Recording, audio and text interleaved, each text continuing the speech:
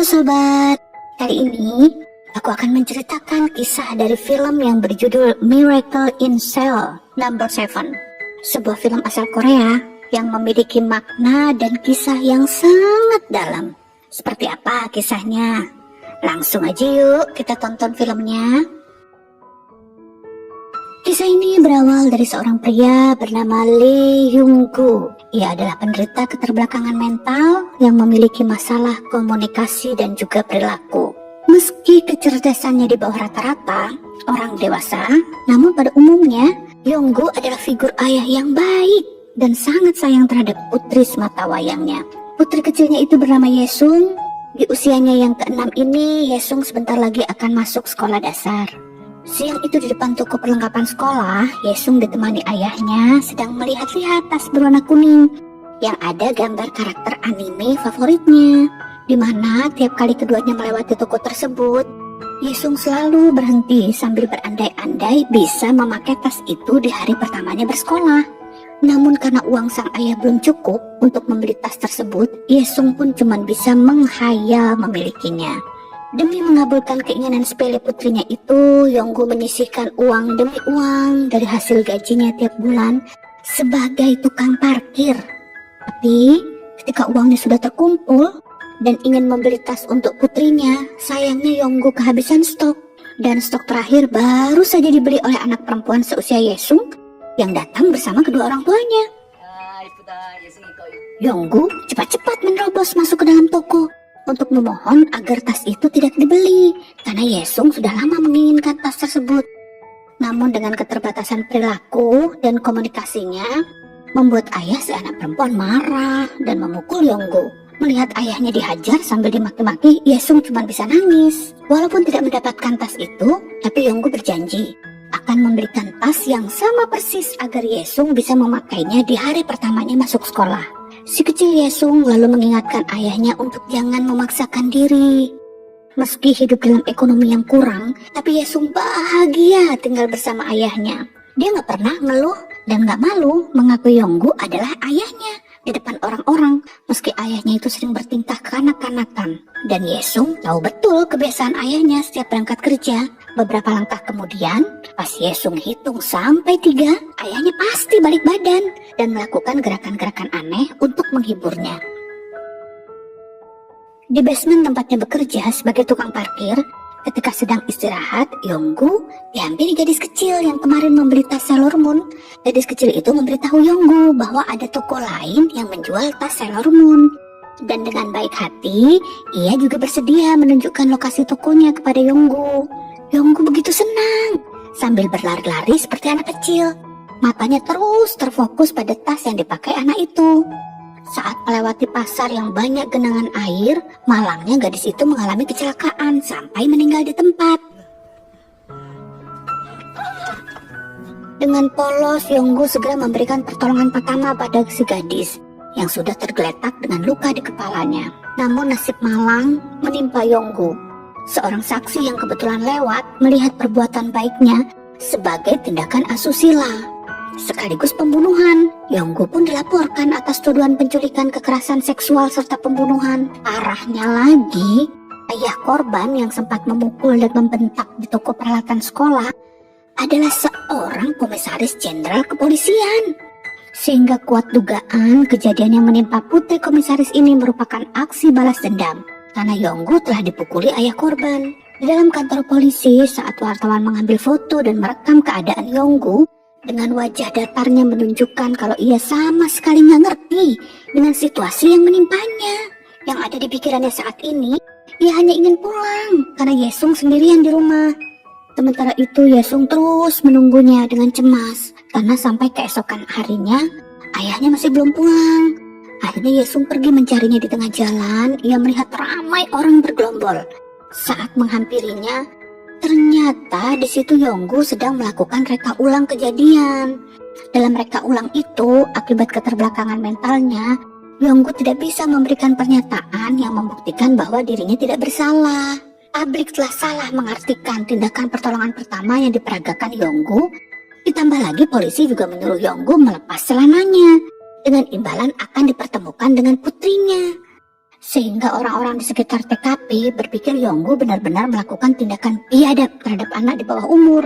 Setelah menyadari bahwa itu adalah ayahnya, Yesung berlari ke arahnya sambil menangis histeris. Namun Yonggu segera ditarik ke dalam mobil polisi yang membuat mereka sejak hari itu terpisah. Keesokan harinya Yonggu hanya dijebloskan ke dalam sel tahanan. Ia mengisi sel nomor 7 dengan 5 orang penjahat di dalamnya yang terjerat kasus berbeda-beda, dari pencopetan, penipuan, bos gangster, penggelapan uang, hingga seorang pria mesum. Karena kasus seperti Yonggu dianggap paling hina dan sangat kejam, ia pun sering kali mendapat perlakuan kasar dari pihak polisi maupun teman satu ruangannya di penjara. Namun hati tulus Yonggu tidak menaruh dendam pada siapapun selama di dalam penjara. Ia hanya kepikiran dengan putri kecilnya yang namanya selalu ia tulis di atas tanah. Hingga pada suatu saat di siang itu Yonggu melihat kepala napi akan menusuk salah satu teman seruangan Yonggu yang di penjara. Yonggu pun berlari dan berusaha menyelamatkan rekannya, walaupun pada akhirnya tusukan itu melukai dirinya. Orang yang diselamatkan Yonggu merupakan orang yang paling disegani di dalam sel nomor 7. Karena kejadian tersebut, Yonggu pun diberikan satu permintaan oleh teman-teman satu selnya. Namun ia hanya menyebut nama anaknya, Yesung. Sementara itu, selama Yonggu mendekam di penjara, Yesung kini tinggal di panti asuhan bersama anak-anak yang juga senasib dengannya. Beberapa waktu kemudian, panti asuhan tersebut mengadakan acara keagamaan di lapas tempat Yonggu berada. Yesung yang tergabung dalam grup paduan suara tiba-tiba menghilang di tengah acara. Ternyata ia sedang diselundupkan oleh salah satu penghuni sel nomor 7 untuk dipertemukan dengan ayahnya di dalam. Sehingga pertemuan mengharukan antara anak dan ayah yang malang pun terjadi.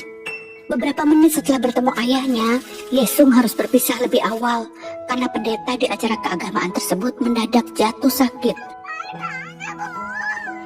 Sehingga acara dihentikan. Yesung buru-buru dikembalikan, namun kelima sahabat Yongsu terlambat karena rombongan panti asuhan sudah lebih dulu pergi. Akhirnya Yesung harus tinggal sementara di dalam sel nomor 7 bersama ayahnya serta kelima narapidana lainnya sampai diadakan lagi acara keagamaan. Hal itu tentu membuat salah satu penghuni sel nomor 7 was-was. Karena jika sampai sipir tahu ada anak kecil di dalam, maka masa tahanan mereka akan diperpanjang. Di malam hari pas mau tidur, Yesung bilang kalau ia percaya bahwa ayahnya bukan penjahat seperti yang orang katakan. Ia lalu minta maaf karena gara-gara minta dibelikan tas Sailor Moon, ayahnya jadi masuk penjara. Sementara itu, di dalam kantor lapas, kepala sipir menyadari ada anak yang hilang di hari acara keagamaan. Salah satu sipir pun langsung melakukan pemeriksaan pada sel nomor 7. Meski mereka sudah berusaha menyembunyikan Yesung, namun akhirnya keberadaan Yesung ketahuan juga oleh kepala sipir. Akhirnya kejadian itu membuat Yonggu mendapat hukuman serta dikurung dalam ruang pengasihan yang sempit dan tidak nyaman. Yesung juga harus dipulangkan ke panti asuhan. Semalaman itu ia hanya bisa menangis karena harus kembali terpisah dengan sang ayah tercinta. Beberapa hari kemudian terjadi kebakaran hebat di lapas tersebut. Hal itu disebabkan oleh salah satu tahanan yang marah karena mengetahui ada tahanan yang bisa membawa kerabatnya ke dalam sel. Kepala sipil segera memerintahkan kepada bawahannya agar para narapidana dikeluarkan dari sel. Ia lalu mengurus napi yang telah menyebabkan kebakaran tersebut. Namun sayangnya ia justru terjebak dalam kobaran api di dalam ruangan. Untungnya Yonggu berada di sana sehingga dengan cepat Yonggu menyelamatkannya. Kepala sipir yang nyawanya diselamatkan oleh Yonggu bernama Hwan Min. Saat bangun dari pingsan, dia sudah berada di rumah sakit. Dokter yang merawatnya bilang jika bukan karena pria aneh yang menolongnya, pasti Hwan Min sudah mati. Setelah Hwan Min tahu kalau orang yang dimaksud si dokter adalah Yonggu, di situ Hwan Min pun bertanya-tanya, apakah ia orang yang memiliki ketulusan dan keterbelakangan mental seperti Yonggu bisa tega membunuh seorang anak kecil. Di sisi lain, saat masuk sekolah, Yesung terlihat murung. Gurunya kemudian bertanya pada Yesung, apa yang sedang dipikirkan sama anak ini, hingga ia begitu sedih di kelas. Yesung hanya minta diantar ke tempat ayahnya tinggal, karena ia ingin sekali bertemu ayahnya. Pertemuan ini sekali lagi membuat Yonggu begitu senang. Ia dapat melihat kembali putri kecilnya itu, meski terhalang kaca di depannya.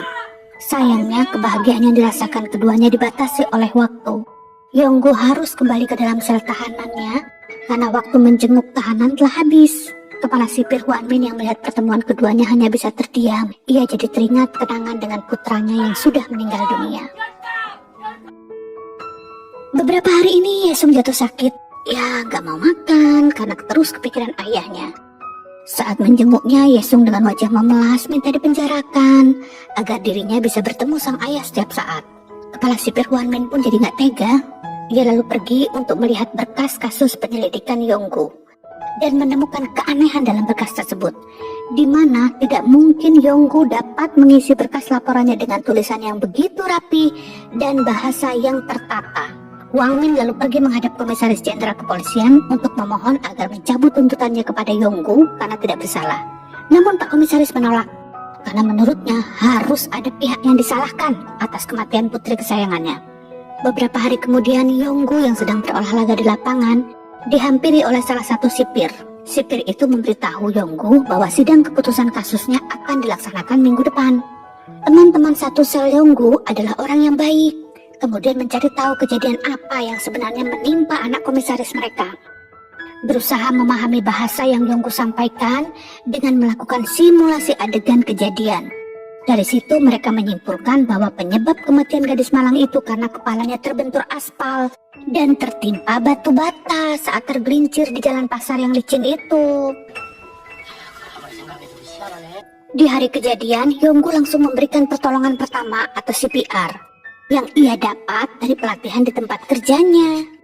Tapi karena perilaku dan cara bicaranya yang sulit dimengerti, membuat Yonggu tidak bisa membuat pernyataan yang bisa membela dirinya, sehingga orang-orang menyangka Yonggu melakukan tindakan asusila. Kelima rekannya lalu berusaha agar Yonggu bisa bebas dari dakwaan palsu yang menjeratnya dari hari ke hari. Yonggu diajarkan cara berbicara dengan benar untuk membuktikan bahwa ia tidak bersalah di persidangannya nanti.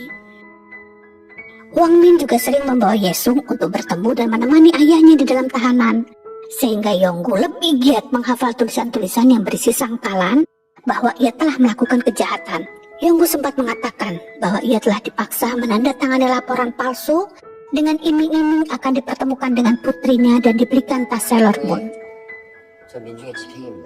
Hingga tiba hari persidangan, di mana jaksa penuntut menanyakan padanya, benarkah Yonggu telah melakukan penculikan, pemerkosaan, bahkan pembunuhan terhadap anak dari komisaris polisi?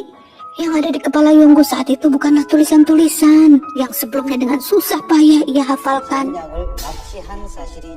melainkan Yonggu hanya mengingat ancaman yang dilakukan komisaris terhadapnya. Ternyata di hari sebelumnya, diam-diam komisaris mendatangi Yonggu untuk mengintimidasi agar Yonggu membuat laporan palsu. Dan jika Yonggu tidak menuruti perintahnya, maka nasib Yesung akan sama dengan nasib putrinya. Setelah mengingat hal itu, akhirnya demi keselamatan Yesung, Yonggu terpaksa mengakui kejahatan yang tidak dilakukannya.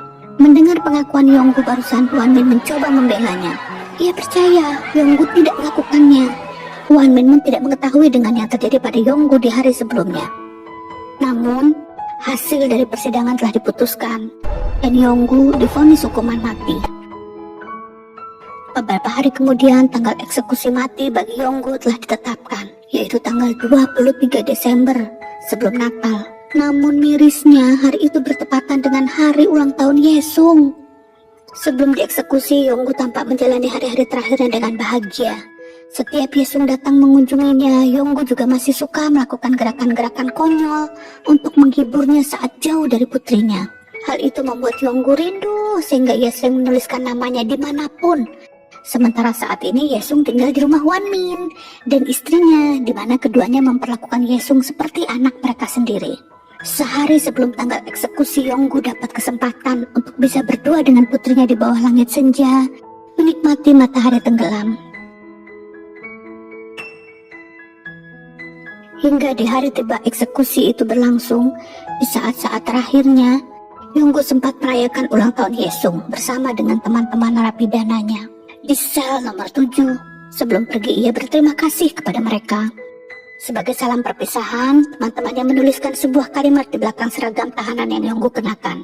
Yesung terus mendampingi langkah ayahnya tanpa curiga ayahnya mau dibawa kemana. Setelah tiba di depan pintu penjara, keduanya saling memeluk dan menunjukkan rasa cintanya satu sama lain. Sampai tiba waktunya mereka berpisah. Mereka tak bisa membendung tangis. Yesung yang mengingat kebiasaan yang selalu ayahnya lakukan, kemudian menghitung sampai 3. Sambil mengharapkan ayahnya datang untuk memberikan gerakan-gerakan konyol yang selalu menghiburnya. Namun sejak saat itu ayahnya tidak pernah kembali lagi.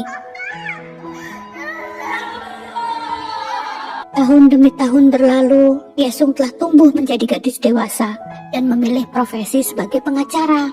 Ditemani ayah angkatnya yaitu Hwan Min, Yesung saat ini bertekad memperbaiki nama baik ayahnya di persidangan. Di persidangan itu, Yesung ingin membuktikan bahwa almarhum ayahnya hanya korban fitnah dari sang komisaris jenderal kepolisian. Setelah diperkuat beberapa bukti yang menjelaskan bahwa pengakuan yang dikatakan Leong dulu atas dasar tekanan pihak kepolisian, pengadilan pun memutuskan bahwa Yonggu tidak bersalah. Yesung meminta kepada orang-orang yang menghadiri sidang untuk memaafkan semua kesalahan ayahnya sewaktu masih hidup. Akhirnya usaha Yesung yang tidak mengenal lelah itu berhasil membersihkan nama baik ayahnya, sekaligus membuat semua orang yang ada di ruang sidang tampak begitu senang, termasuk teman-teman ayahnya sewaktu di penjara dulu. Miracle in Cell No. 7 adalah sebuah film asal Korea yang memberikan kita makna yang sangat dalam bahwa kasih orang tua itu sepanjang masa. Dengan keterbelakangan yang Yonggu miliki, ia berusaha sekuat tenaga untuk menjadi ayah yang terbaik untuk Yesung, walaupun ia harus mengorbankan nyawanya.